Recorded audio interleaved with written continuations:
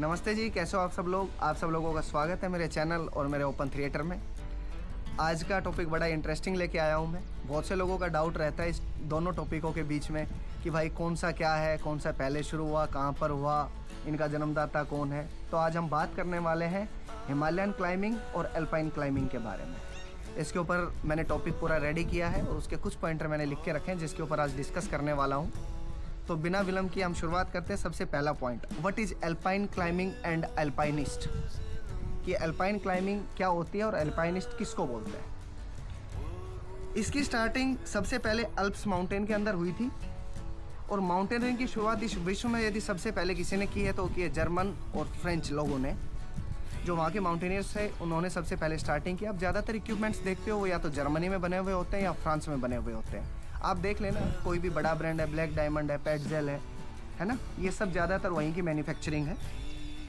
Mountaineering के जो father कहे जाते हैं अल्प्स में, वो भी आप देखोगे ज़्यादातर जर्मन्स और फ्रेंच क्लाइंबर्स ही पाए जाते हैं। तो विश्व के यदि हम बात करें तो जर्मन और फ्रेंच को फादर ऑफ माउंटेनियरिंग कहा जाता है। और ये बेसिकली ये जो टेक्निक है अल्पाइन क्लाइंबिंग, ये डेडिकेटेड है अल्प्स माउंटेन को। अल्प्स माउंटेन के अंदर क्लाइंबिंग करने वाले माउंटेनियर्स को अल्पाइनिस्ट कहा जाता है। आप यहाँ पे देख लो, कितनी भी अच्छी माउंटेन हो, माउंट ब्लांक ले लो, है ना, मैथनहॉर्न ले लो, एक्सेट्रा, बहुत सारी पीक्स हैं। इनका जो बेस कैंप है यहाँ तक आराम से गाड़ी जाती है, बड़ा सूटेबल रास्ता है, आप बड़ा इजीली पहुँच सकते हो। और इनके बेस कैंप से लेके समिट कैंप तक अच्छी अच्छी हट्स बनी हुई हैं। उनके अंदर काफ़ी फैसिलिटीज़ हैं बढ़िया, जैसे अपने रेलवे के अंदर ब्लंक बेड बने होते हैं, ऐसे ब्लंक बेड बने हुए हैं। किचन का एक अलग से एरिया है, टॉयलेट का एक अलग से एरिया, मतलब बड़ी अच्छी हट्स बनी हुई हैं। तो आप इजीली इन पीक्स को क्लाइंब कर सकते हो एल्पाइन स्टाइल क्लाइंबिंग में, क्योंकि ना तो टेंट कैरी करना है, ना किचन टेंट कैरी करना है, ना कुछ और चीज़ें कैरी करनी है, और इजीली आप बेस कैंप तक पहुंच जाते हो गाड़ी से। और जब गाड़ी से आप इजीली पहुंच जाते हो तो 3 से 4 दिन के अंदर आप ये क्लाइंबिंग ख़त्म कर लेते हो।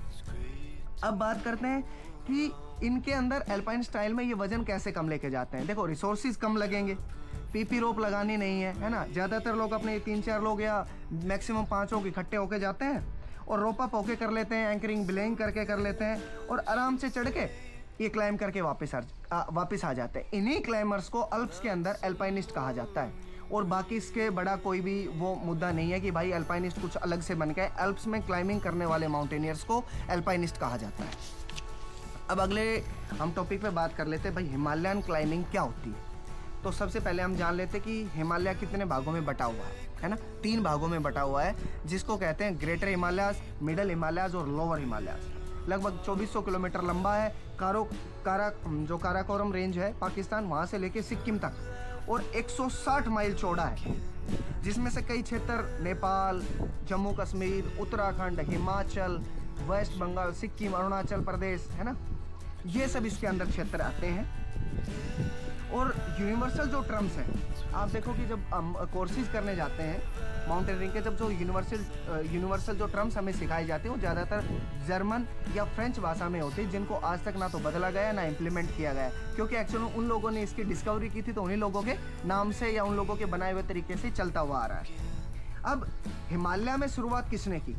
हिमालय में शुरुआत सबसे पहले ब्रिटिशर्स ने की थी, और जो ब्रिटिश के जो सर्वाइवर्स आए थे उन लोगों ने हिमालय के अंदर क्लाइंबिंग करना स्टार्ट किया था। जब भारत ब्रिटिश के अधीन, ब्रिटिश राज चल रहा था, जब ब्रिटिश गौरव का राज जब भारत के ऊपर था, तब हिमालयन क्लाइंबिंग स्टार्ट हुई इंडिया में। और ब्रिटिशर्स इंडियन हिमालयाज या हिमालयाज के वो माने जाते हैं, फाउंडर माने जाते हैं, या आप उनको ये कह सकते हो कि जन्मदाता माने जाते हैं, जिन्होंने माउंटेनियरिंग की खोज हिमालयाज और भारत में की।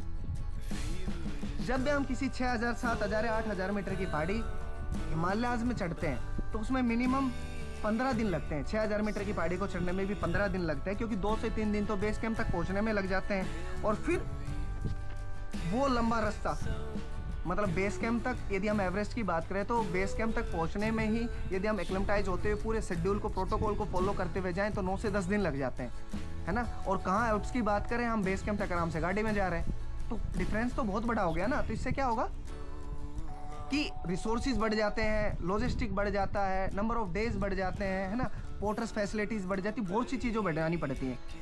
अब ट्रेडिशनल क्लाइंबिंग जो फॉलो करते हैं हिमालयाज़ के अंदर और इंडियन हिमालयाज़ के अंदर, सबसे ज़्यादा ट्रेडिशनल क्लाइंबिंग फॉलो की जाती है, मतलब जिसका रूट पहले से खुला हुआ है। मोस्टली जो क्लाइंबिंग है या इंडियन क्लाइंबर्स जो करते हैं या हिमालयाज़ के अंदर जो क्लाइंबिंग होती है वो ट्रेडिशनल क्लाइंबिंग है। एग्जाम्पल उठा लो एवरेस्ट, लोत्से, नुप्से, वहाँ तीनों माउंटेन्स है, रूट ऑलरेडी फिक्स है।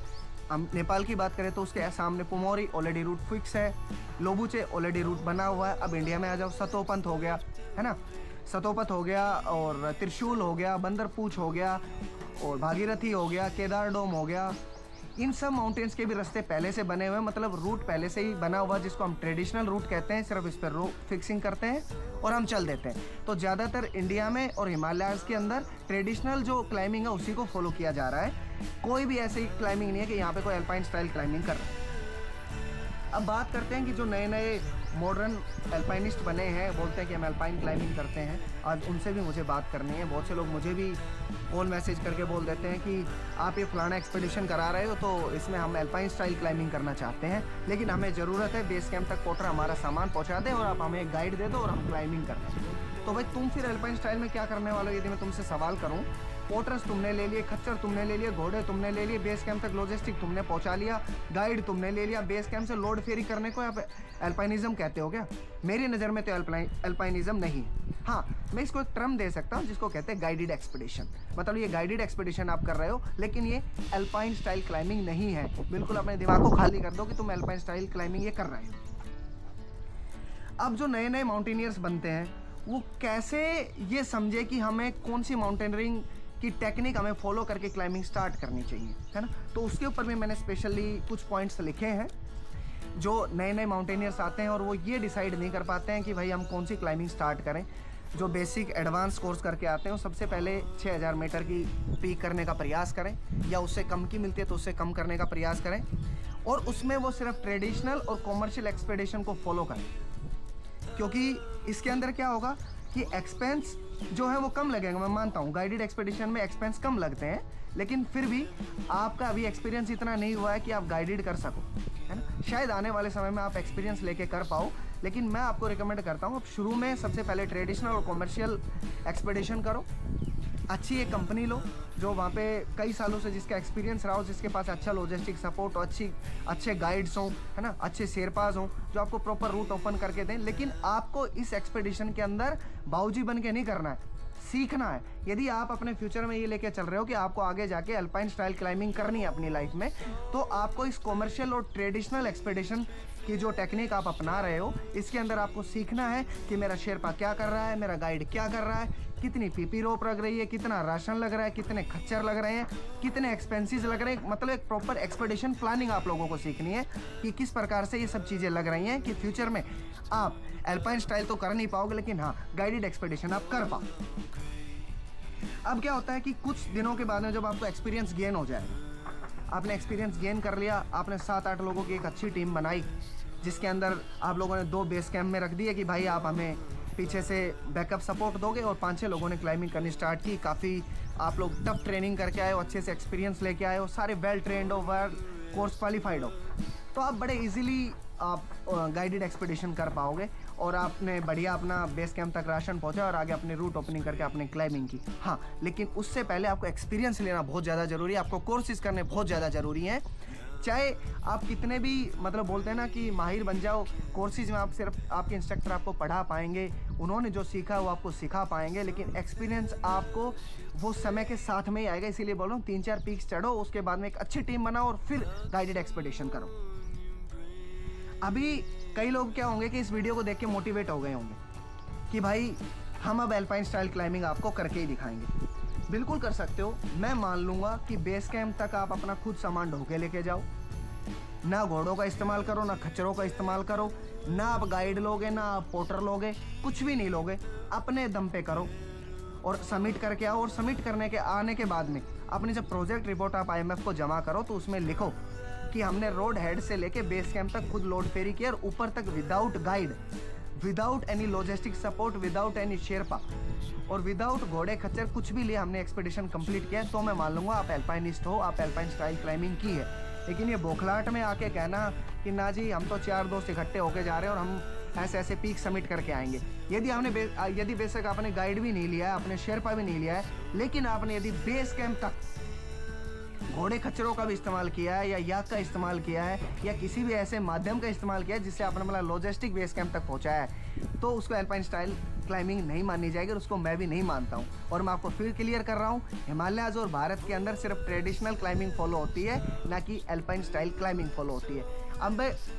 अब आप देख रहे होंगे कि जितने भी कॉमर्शियल एक्सपेडिशन होते हैं उसमें बिल्कुल प्रॉपर बेस कैंप से लेके समिट कैंप तक बढ़िया टेंट लगे हुए हैं, शेरपाओं ने रोप फिक्स की हुई है और आप जा रहे हो जय जुमार जय जुमार जय जुमार करके समिट आ गए, है ना।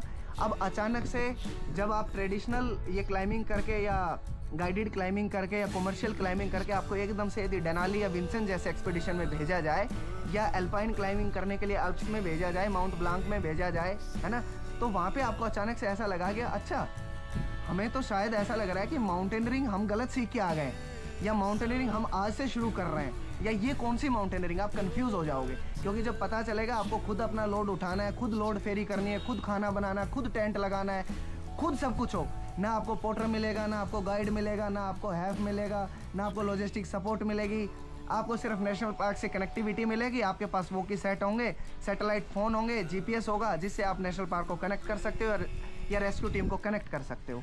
तो उस क्लाइंबिंग में आप एकदम से जाके एकदम से ऐसा लगेगा अच्छा फिर हम कौन सी क्लाइंबिंग करके आए। हाँ, वो डिफरेंस वो मैं बता चुका हूँ, यही क्लाइंबिंग थी कि आप ट्रेडिशनल क्लाइंबिंग और गाइडेड क्लाइंबिंग या कॉमर्शियल एक्सपेडिशन कर रहे हो, ना कि आप अल्पाइन स्टाइल क्लाइंबिंग कर रहे हो। तो आज मैं इस वीडियो में इतना ही, आगे मिलेंगे एक नई वीडियो के साथ। आप सबसे निवेदन करता हूँ कि चैनल को सब्सक्राइब कर दो और इस वीडियो को ज़्यादा से ज़्यादा शेयर कर दो कि जितने लोगों के सवाल हैं कि अल्पाइन स्टाइल क्लाइंबिंग क्या होती है और अल्पाइनिज्म किसको कहते हैं और अल्पाइनिस्ट कौन होते हैं और हम कौन सी क्लाइंबिंग कर रहे हैं और आने वाले लोगों को कौन सी क्लाइंबिंग करनी चाहिए, उसके लिए इस वीडियो को ज़्यादा से ज़्यादा शेयर कर दो। नमस्ते, जय हिंद, राम राम।